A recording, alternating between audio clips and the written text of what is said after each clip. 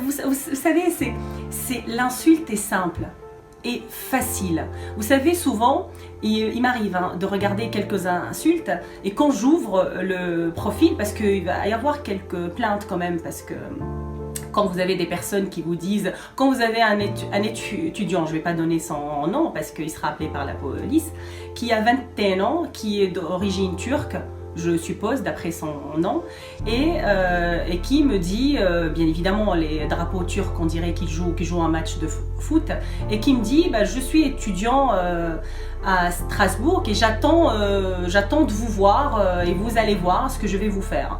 Mais moi, j'aimerais voir la tête de ce gamin quand il sera interrogé par la police. Voilà, donc à un certain moment c'est très bien de faire cela, mais je pense que je vais faire quelques quand même actions histoire de montrer que on peut pas dire n'importe quoi, on peut pas menacer les gens, on ne peut pas. Vous avez le droit de dire que vous n'êtes pas d'accord avec moi et c'est très bien, débattant, parlant, je n'ai pas la science infuse, mais les gens en face je ne pense pas qu'ils l'ont non plus.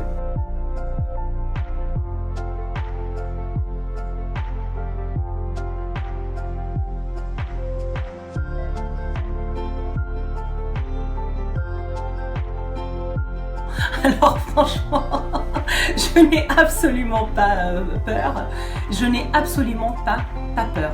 Vous savez, une grande nation, ou une nation démocratique avec une démocratie saine et réelle, pas une démocratie fake, n'a pas besoin d'une armée de trolls sur les réseaux. N'a pas besoin de cela. Une démocratie forte n'a pas besoin de découper avec des montages. Et vous savez que avec les montages aujourd'hui, on peut faire dire tout et n'importe quoi à une vidéo pour montrer, soi-disant, moi je courais, je sortais. Non, j'ai attendu que le ministre termine son discours pour partir. Donc du coup, tous les trolls que je vois sur les réseaux sociaux et les appels et les gens qui me disent on sait très bien où tu habites ou autre, franchement,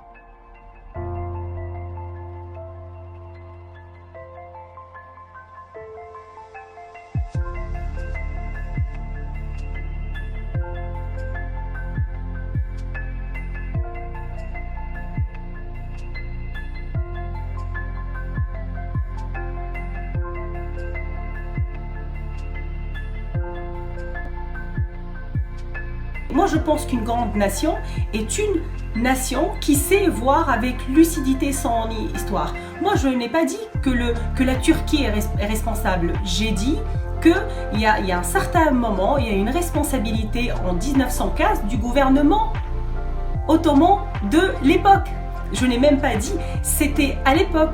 Et donc, si effectivement il n'y a pas eu un massacre ou il n'y a pas eu un génocide, parce que le mot génocide n'existait pas à l'époque, pourquoi le gouvernement à l'époque a effectivement jugé des hauts ministres en 1919 pour le massacre, comme ils disaient eux, arménien. Donc ça veut dire qu'ils reconnaissent qu'il y a quelque chose. Qu'on n'est pas d'accord sur le mot génocide, ça c'est un autre souci. Mais la réponse de monsieur du président du Parlement turc était un peu bizarre en me rappelant à mes origines. Moi je me demande effectivement c'est quoi la différence entre AK Party et l'extrême droite. Pour moi, rien.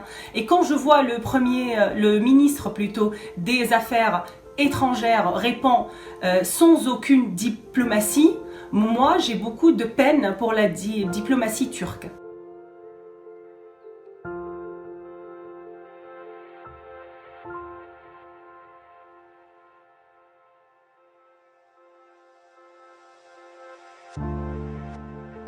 Non, en fait, vous pouvez dénoncer cela. Effectivement, c'est pas considéré comme un crime. Il dit, le Conseil constitutionnel, il lie ça aux libertés d'expression. Tout ce que je souhaite à la Turquie, parce que eux ils deviennent des grands constitutionnalistes maintenant, ils nous parlent d'un autre Conseil constitutionnel, je leur souhaite d'avoir le même système chez eux.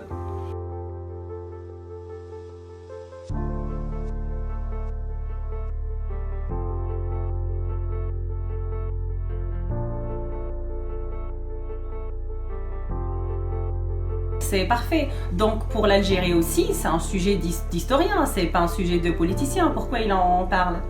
Pour le Rwanda, est-ce que les Français ont mis à la tête de la commission d'enquête un politique? Non, ils ont mis un historien et les Français feront face. Ce que je souhaite rappeler quand même au gouvernement turc, au gouvernement actuel turc, qu'il ne peut pas avoir deux poids deux mesures. C'est-à-dire il ne peut pas, quand ça l'arrange et il dit ah ben non, ça c'est un sujet politique, et quand ça l'arrange pas, il dit ah ben non, ça c'est historien, on n'a pas le droit. Bon, je pense que je ne suis pas en train de dire au gouvernement turc qu'ils doivent reconnaître, je suis en train de dire qu'on a le droit. C'est vraiment ça le point, qu'on a le droit, nous Français, de décider d'avoir des journées nationales pour un génocide arménien. C'est notre droit. Ce qui ne me déplaît pas dans ce gouvernement, c'est son côté donneur de leçons.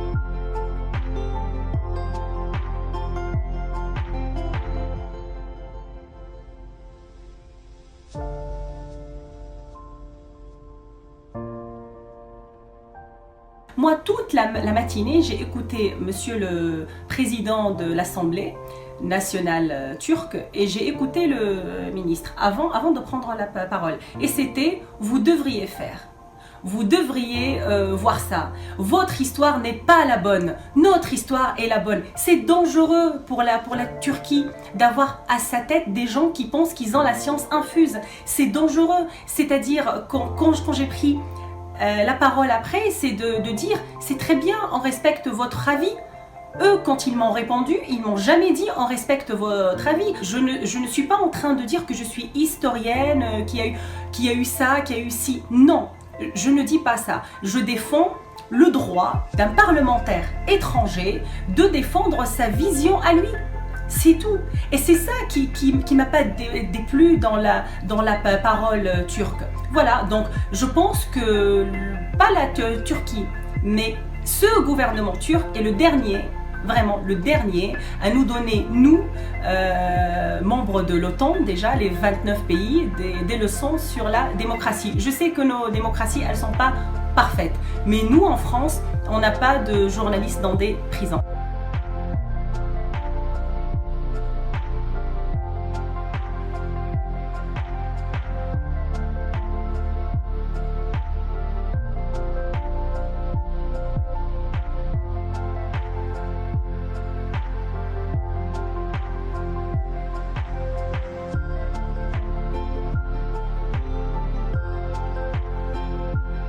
Alors, un génocide, c'est une volonté d'un gouvernement, d'une époque, à éliminer un peuple.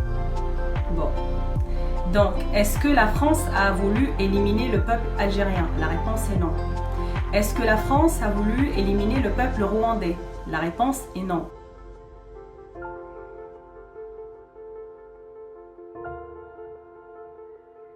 Est-ce que la France doit faire face à ces crimes en Algérie? La réponse est oui. Est-ce que la France doit prendre sa part dans toute la chaîne de décision qui était mauvaise dans les génocides arméniens? La réponse est oui. C'est ça la différence. C'est exactement ça la différence. En plus, la France aujourd'hui reconnaît Emmanuel Macron quand il dit que la colonisation c'était un crime contre l'humanité. Il reconnaît toute la barbarie, il le dit, hein, c'est son mot, il reconnaît toute la barbarie faite à l'époque aux Algériens. Quand réellement on nomme une commission d'enquête avec un historien, M. Duclerc, aujourd'hui, qui a été nommé depuis le 15 avril sur le génocide rwandais, un historien et pas un politique pour falsifier un peu les réalités, un vrai historien, et c'est une commission d'enquête indépendante. Donc on pourrait bien évidemment à la fin, la France reconnaîtra les travaux de cette commission d'enquête et donc par la suite reconnaîtra sa responsabilité.